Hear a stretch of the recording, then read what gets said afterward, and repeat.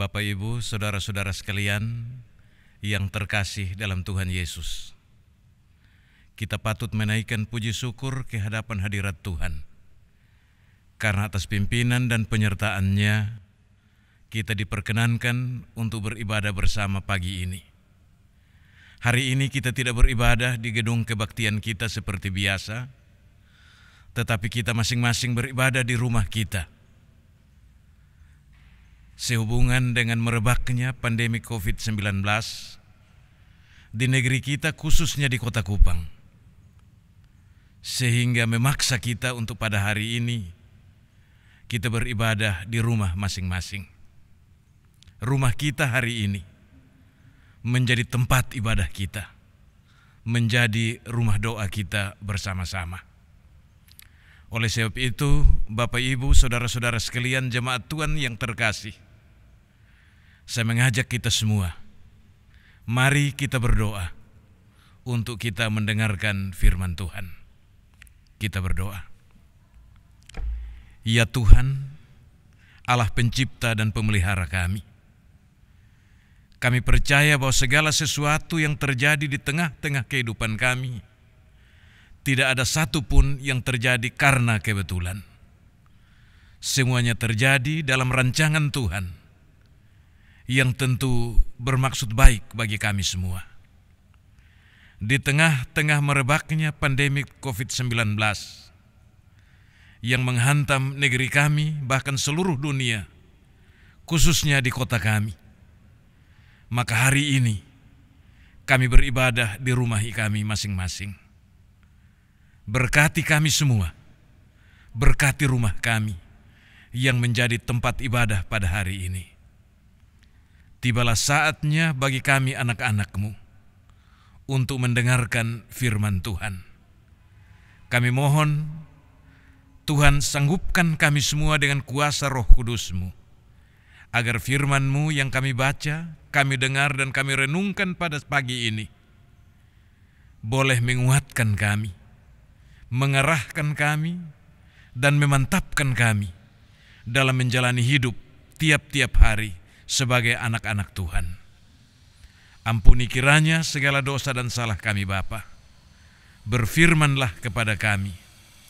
Kami siap untuk mendengar. Hanya di dalam nama Yesus, Tuhan dan Juru Selamat kami berdoa kepada Bapa di sorga. Amin. Hari ini kita mendengarkan bacaan Alkitab dari Injil Lukas pasal 2 ayat 41 sampai ayat yang ke-52. Sekali lagi, Injil Lukas pasal 2 ayat 41 sampai ayat yang ke-52. Di bawah judul perikop, Yesus pada umur 12 tahun dalam bait Allah. Demikian bunyi firman Tuhan. Tiap-tiap tahun, orang tua Yesus pergi ke Yerusalem pada hari raya Paskah. Ketika Yesus telah berumur 12 tahun, pergilah mereka ke Yerusalem seperti yang lazim pada hari raya itu. Sehabis hari-hari perayaan itu, ketika mereka berjalan pulang, tinggallah Yesus di Yerusalem tanpa diketahui orang tuanya. Karena mereka menyangka bahwa ia ada di antara orang-orang seperjalanan mereka. Berjalanlah mereka sehari perjalanan jauhnya, lalu mencari dia di antara kaum keluarga dan kenalan mereka. Karena mereka tidak menemukan dia, kembalilah mereka ke Yerusalem sambil terus mencari dia. Sesudah 3 hari mereka menemukan dia dalam bait Allah. Ia sedang duduk di tengah-tengah alim ulama sambil mendengarkan mereka dan mengajukan pertanyaan-pertanyaan kepada mereka. Dan semua orang yang mendengar dia sangat heran akan kecerdasannya dan segala jawab yang diberikannya. Dan ketika orang tuanya melihat dia, tercenganglah mereka. Lalu kata ibunya kepadanya, "Nak, mengapakah engkau berbuat demikian terhadap kami, bapamu dan aku, dengan cemas mencari engkau?" Jawabnya kepada mereka, "Mengapa kamu mencari aku? Tidakkah kamu tahu bahwa aku harus berada di dalam rumah Bapakku?" Tetapi mereka tidak mengerti apa yang dikatakannya kepada mereka. Lalu ia pulang bersama-sama mereka ke Nazaret, dan ia tetap hidup dalam asuhan mereka. Dan ibunya menyimpan semua perkataan itu di dalam hatinya. Dan Yesus makin bertambah besar, dan bertambah hikmatnya dan besarnya, dan makin dikasihi oleh Allah dan manusia. Demikian jauh bacaan Alkitab untuk kita sekalian pada pagi ini. Berbahagialah barang siapa yang mendengarkan firman Allah, yang memelihara serta melaksanakan dalam hidupnya tiap-tiap saat. Bapak Ibu, para pemuda, remaja dan anak-anak sekalian yang kekasih dalam Yesus Kristus. Hari ini kita terpaksa menutup gedung-gedung kebaktian kita di Kota Kupang untuk kita beribadah di rumah masing-masing.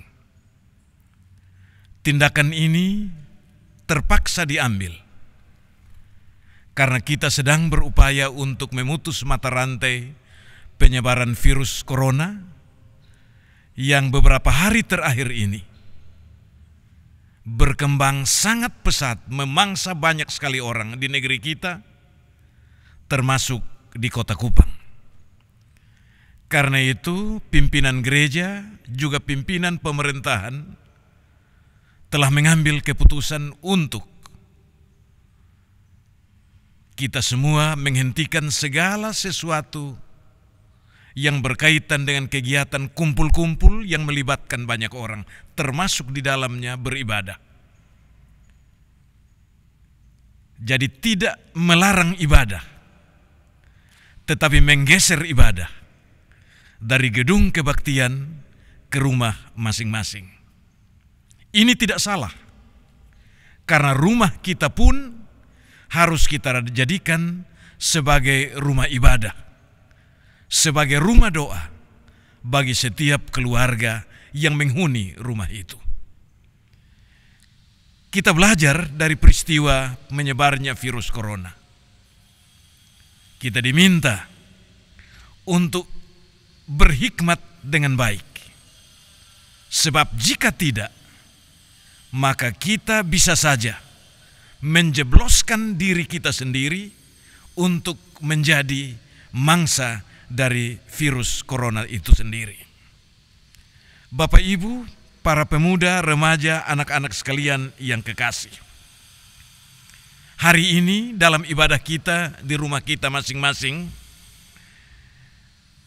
khususnya kita di Gemit sedang merayakan bulan pendidikan minggu kedua, di mana pada hari ini bacaan Alkitab yang kita baca bercerita tentang Yesus pada umur 12 tahun dalam bait Allah. Cerita ini menginspirasi kita semua hari ini untuk bagaimana kita hidup berhikmat di tengah-tengah dunia, di tengah-tengah masyarakat, di tengah-tengah berbagai perkembangan dan perubahan yang selalu terjadi tanpa diduga, tanpa direncanakan, tetapi dia ada di tengah-tengah kita.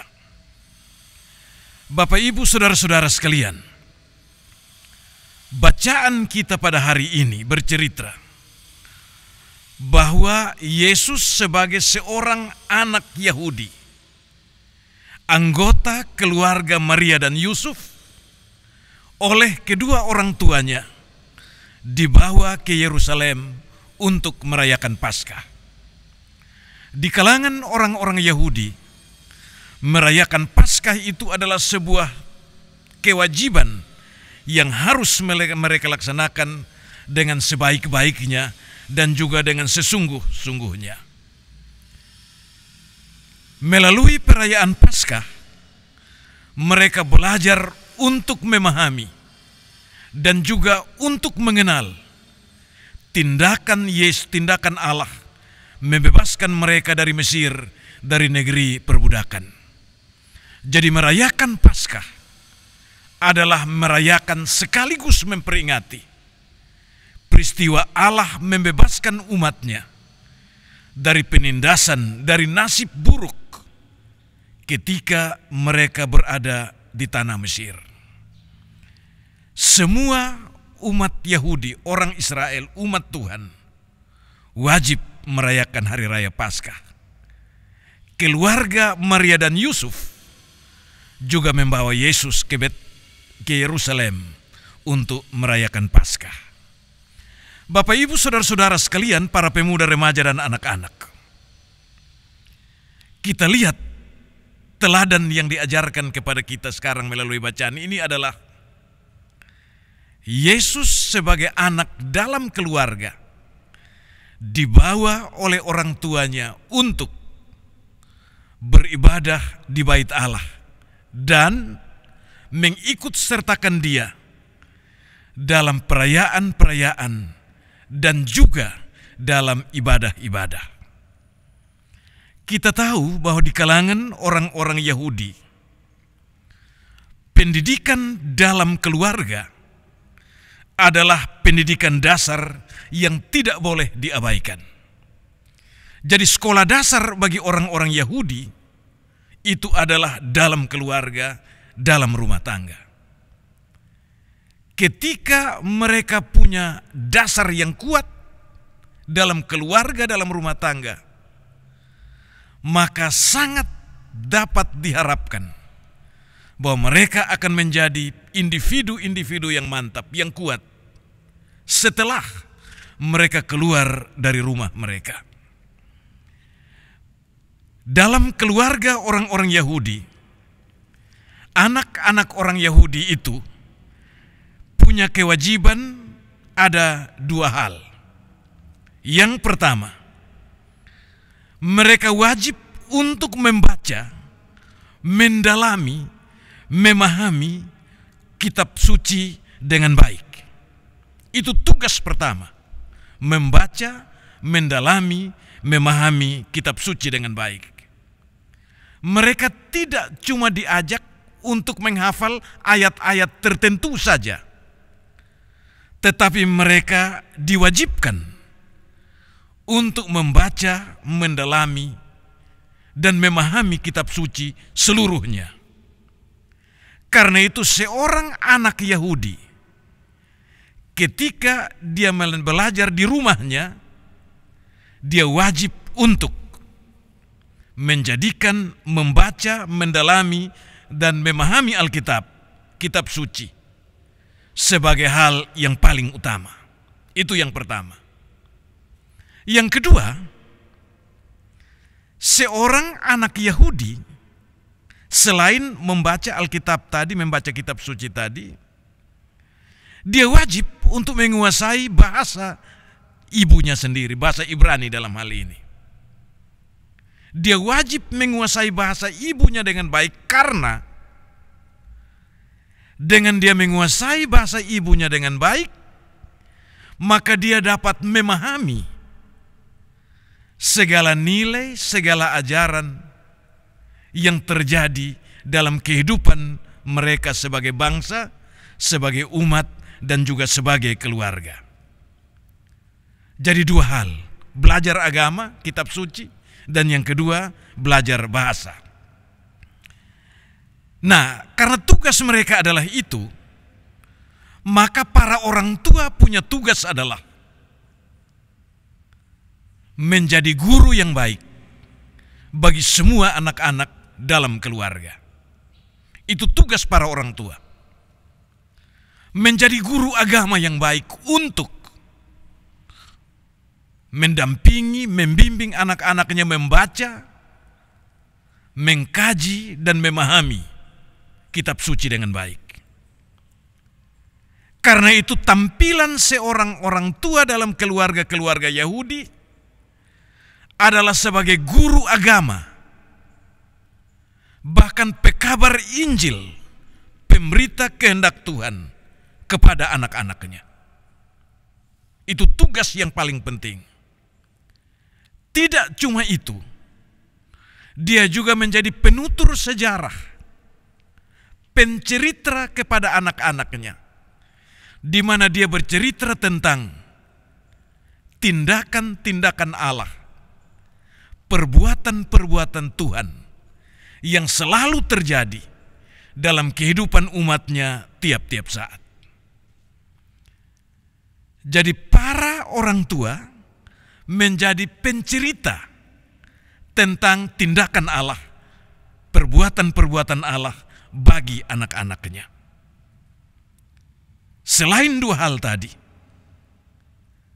para orang tua juga punya tugas memberi motivasi, dorongan, contoh dan teladan kepada anak-anak dalam keluarga untuk mereka bertumbuh dan berkembang menjadi anak-anak yang mantap, memiliki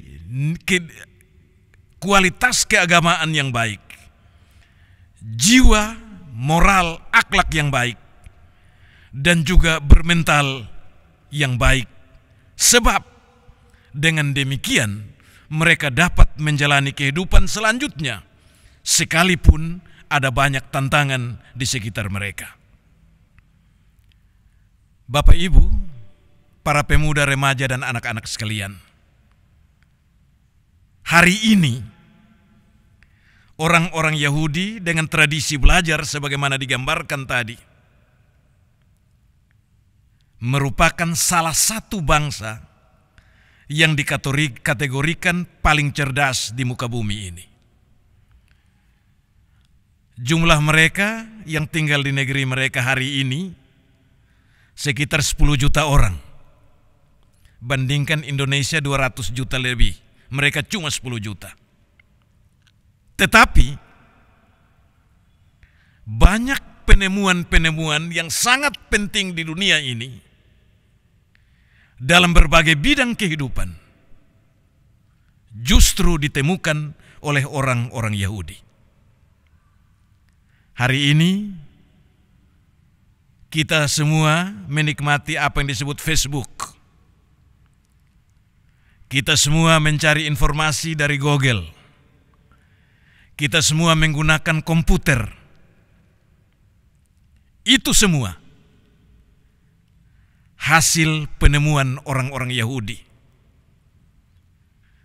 yang dididik dalam tradisi pendidikan sebagaimana yang digambarkan tadi. Bapak, Ibu, saudara-saudara, mari kita memberi perhatian kepada bacaan kita tadi. Yesus pada umur 12 tahun dalam bait Allah. Dalam bacaan ini diceritakan bahwa Yesus dan orang tua bersama semua orang di Nazaret pergi ke Yerusalem untuk merayakan Paskah. Biasanya perayaan Paskah itu berlangsung selama 7 hari. Cukup ramai, cukup sibuk, dan cukup meriah. Semua orang Yahudi datang untuk merayakannya. Ketika perayaan itu berakhir, semua orang kembali ke kampung halamannya, termasuk Maria dan Yusuf. Bersama orang-orang sekampungnya dari Nazaret pulang. Alkitab bercerita, Yesus tidak ikut pulang dengan mereka. Karena Yesus masuk ke dalam bait Allah untuk berdiskusi dengan para alim ulama,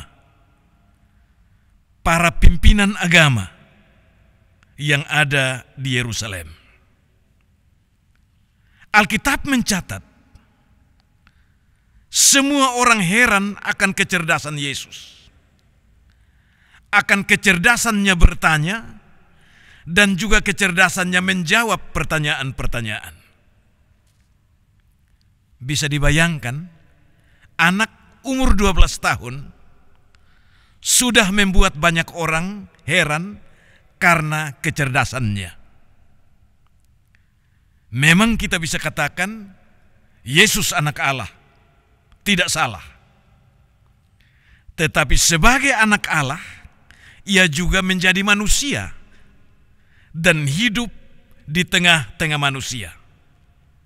Ia memberi contoh kepada kita bahwa seorang anak yang dididik baik membuat banyak orang heran akan kecerdasan dan kepintarannya. Bukan cuma para alim ulama yang heran, tetapi semua orang juga heran. Bapak, Ibu, saudara-saudara, ketika Maria dan Yusuf pulang ke Nazaret, di tengah jalan mereka baru sadar bahwa Yesus tidak sedang bersama-sama dengan mereka. Mereka bertanya ke sana kemari, adakah orang-orang yang bersama-sama dengan Yesus? Ternyata jawabannya tidak. Lalu mereka mengambil keputusan kembali ke Yerusalem untuk mencari Yesus di sana. Ketika mereka kembali ke Yerusalem untuk mencari Yesus, mereka menemukan Yesus sedang berada di dalam bait Allah, berdiskusi dengan para alim ulama, dan membuat para alim ulama itu heran akan kecerdasannya. Maria sebagai ibu Yesus mendekati Yesus dan berkata, "Nak, mengapa engkau berbuat demikian terhadap kami?" Dengan kata lain, Maria mau katakan kepada Yesus, "Anakku, kenapa engkau menyusahkan kami dengan tidak pulang bersama-sama dengan kami, tetapi tetap berada dalam bait Allah di Yerusalem ini?" Terhadap pertanyaan sang ibu, Maria, Yesus berkata, "Mengapa kamu mencari aku? Tidak tahukah kamu bahwa aku harus berada di rumah Bapakku?" Yesus hendak mengatakan kepada Maria dan Yusuf dan semua orang yang ada pada saat itu bahwa dia bukan cuma sebagai seorang anak kecil dari kampung Nazaret, anak Maria dan Yusuf, tetapi dia adalah anak Allah, anak Bapa yang sudah seharusnya berada di rumah Bapa, mengajar dan juga memberi pengetahuan kepada semua orang. Bapak, Ibu, saudara-saudara semua, Yesus ditemukan. Tetapi kepada mereka yang menemukan dia, Yesus berkata, "Mengapa kamu mencari aku? Tidak tahukah aku bahwa aku dalam rumah Bapakku?" Jawaban Yesus ini, ia hendak mengatakan kepada mereka semua bahwa dia anak Allah. Bukan anak sembarangan, bukan orang sembarangan, tetapi dia adalah anak Allah. Alkitab kemudian mencatat, setelah itu Yesus pulang dengan kedua orang tuanya ke Nazaret. Tentu saja dengan pulangnya Yesus ke Nazaret hendak memperlihatkan kepada kita bahwa dia taat, tunduk kepada orang tua sebagai yang harus dia hormati. Alkitab mencatat lebih lanjut, ayat 52, Yesus bertambah besar dan bertambah hikmatnya dan besarnya, makin dikasihi Allah dan juga makin dikasihi manusia. Bapak, Ibu, saudara-saudara, para pemuda, remaja, anak-anak sekalian yang terkasih, dari cerita ini kita dapat menarik sejumlah teladan untuk kita perhatikan dalam kehidupan berjemaat kita, kehidupan bergereja kita, dan juga kehidupan kita dalam setiap keluarga. Yang pertama, keluarga kita, rumah tangga kita mestinya ditata dan dibangun sedemikian rupa Sehingga tidak cuma pikul nama saja menjadi keluarga yang beragama, tetapi tidak memperlihatkan nilai-nilai keagamaan itu dalam hidup tiap-tiap hari. Kita tidak boleh menjadi keluarga yang sekedar beragama, tetapi harus menjadi keluarga yang beragama dengan baik. Dan itu harus ditunjukkan dengan cara pikir, cara berlaku, dan juga cara bertindak kita tiap-tiap hari. Yesus dalam keluarganya dibiasakan dan dilibatkan secara baik dan benar untuk memahami kehendak Tuhan dan juga untuk beribadah kepada Tuhan. Itu poin pertama. Keluarga-keluarga kita tidak sekedar beragama, tetapi harus beragama dengan baik dan benar yang nampak dalam kehidupan kita tiap-tiap hari. Hal yang kedua, kita belajar dari Maria dan Yusuf sebagai figur orang tua Yesus. Ketika mereka tahu bahwa Yesus tidak sedang berjalan bersama-sama dengan mereka, maka mereka meninggalkan segala kesibukan, segala urusan, dan pergi mencari untuk menemukan Yesus. Anaknya tidak dibiarkan hilang dan tertinggal di mana-mana, tetapi ia dicari untuk ditemukan. Inilah teladan yang kita belajar dari Maria dan Yusuf. Ketika anak-anaknya dalam tanda petik hilang, maka mereka dicari untuk ditemukan dan dibawa pulang ke rumah. Karena di rumahlah mereka dapat menikmati hidup yang nyaman, aman, dan sukacita. Hidup aman, nyaman, dan sukacita itu harus ditemukan dalam rumah. Tidak bisa ditemukan di luar rumah. Karena itu keluarga-keluarga kita, para orang tua, mari kita jadikan rumah tangga dan keluarga kita sebagai tempat yang aman dan nyaman bagi semua orang, terlebih bagi anak-anak yang ada dalam setiap keluarga. Hal yang ketiga, Bapak, Ibu, Saudara-saudara, Yusuf dan Maria memiliki anak kecil berumur 12 tahun. Yesus namanya. Anak ini diikut sertakan dalam ibadah-ibadah. Dibiasakan dalam membaca kitab suci. Dibiasakan dalam memahami kitab suci. Sehingga dia bisa membuat orang lain menjadi tercengang karena kepintarannya. Anak mereka tidak menjadi anak yang tukang bikin kacau dan ikut-ikut rame saja.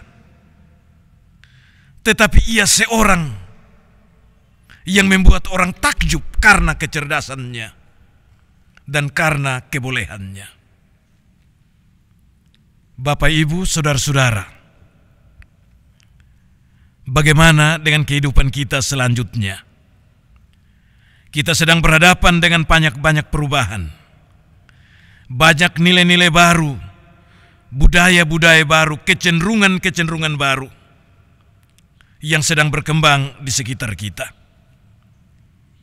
Pada satu pihak ini merupakan tantangan untuk kita semua. Tetapi pada pihak lain, ini merupakan kesempatan untuk kita semakin memantapkan keberagamaan kita dan keimanan kita kepada Tuhan.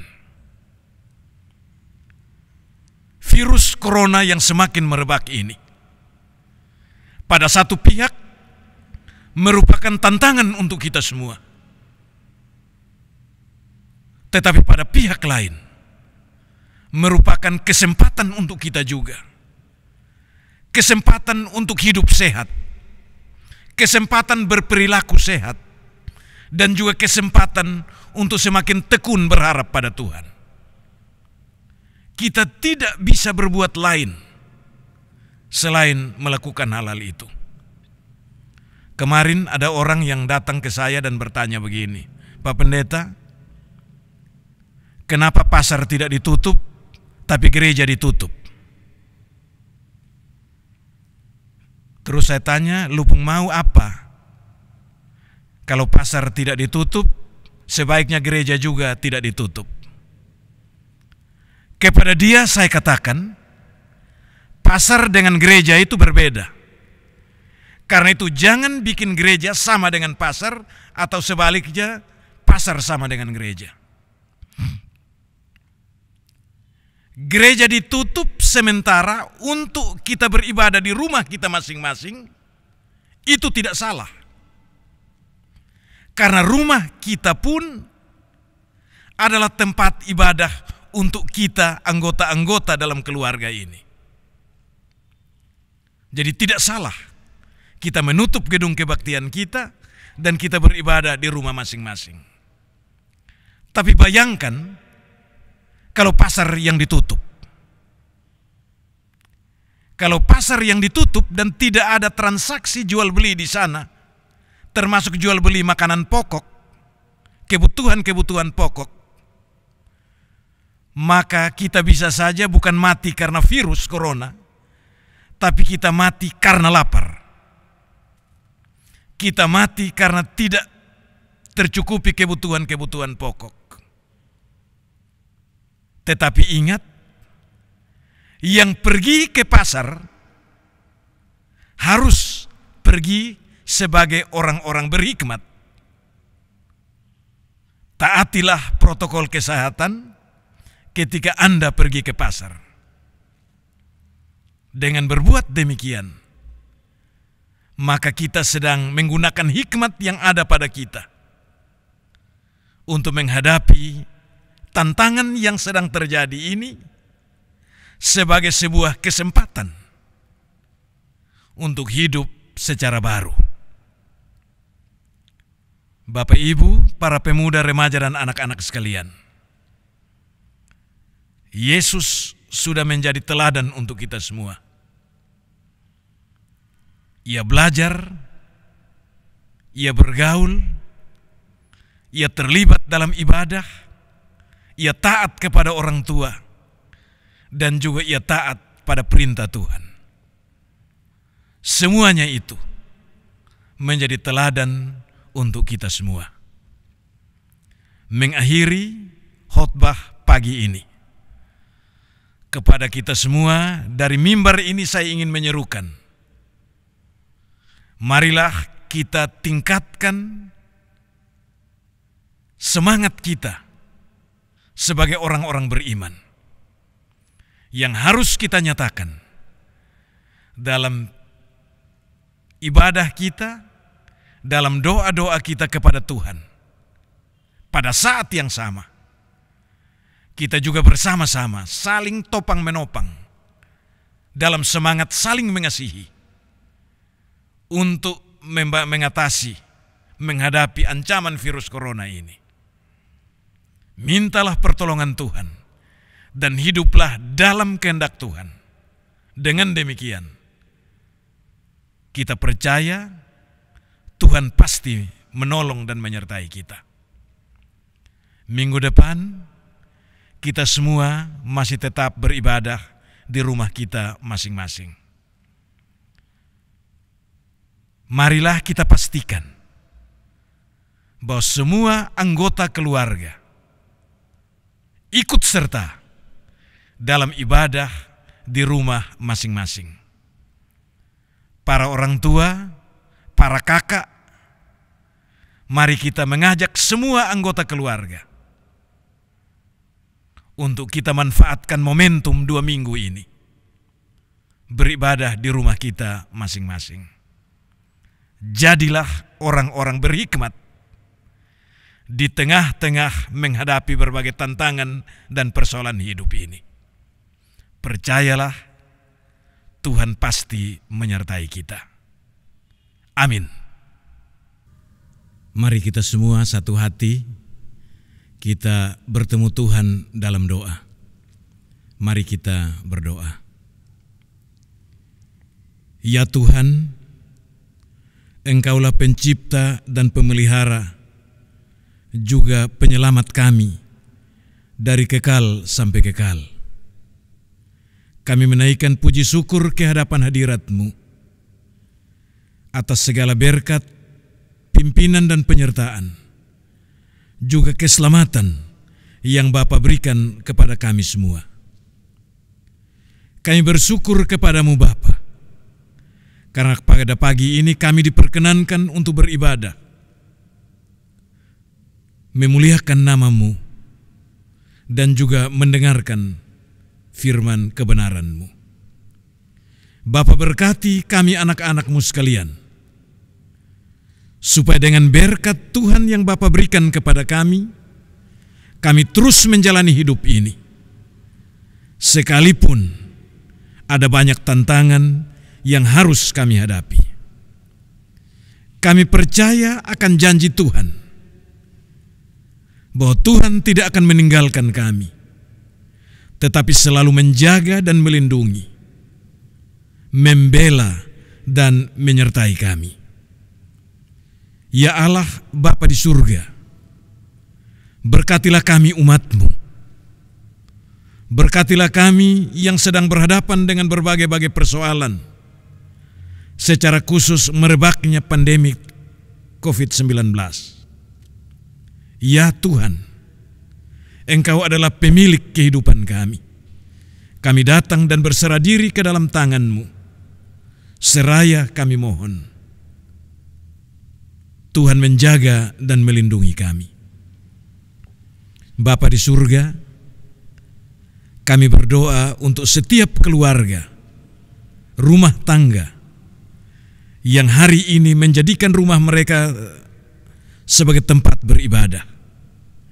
Tuhan memberkati rumah-rumah tersebut. Juga Tuhan memberkati orang-orang yang beribadah di dalamnya. Biarlah dengan berkat Tuhan, semua rumah, orang-orang yang berada di dalamnya, boleh menikmati damai dan sukacita yang datangnya dari Tuhan. Kami berdoa Tuhan untuk semua orang yang sedang sakit, secara khusus mereka yang sedang terserang virus corona. Tuhan menolong anak-anak-Mu. Tuhan menjaga dan melindungi mereka. Dan jadilah kehendak Tuhan atas hidup anak-anak-Mu semua. Kami percaya bahwa apapun keputusan Tuhan terhadap hidup kami, itu pasti baik adanya dan sempurna niatnya.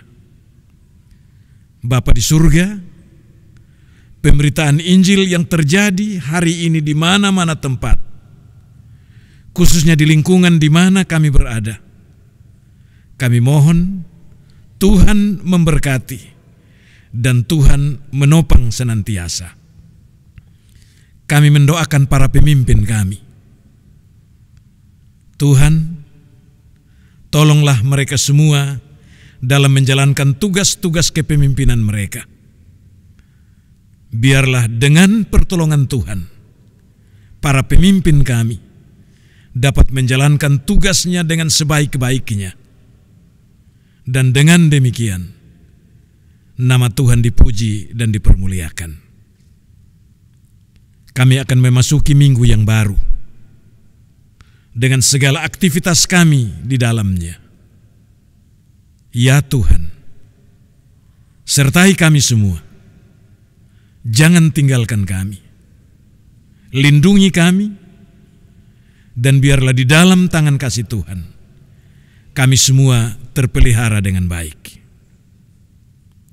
Kami mohon kepadamu Bapa, biarlah anugerah Tuhan kami Yesus Kristus, kasih daripadamu dan pimpinan kuasa Roh Kudus menyertai kami semua dari sekarang ini sampai selama-lamanya.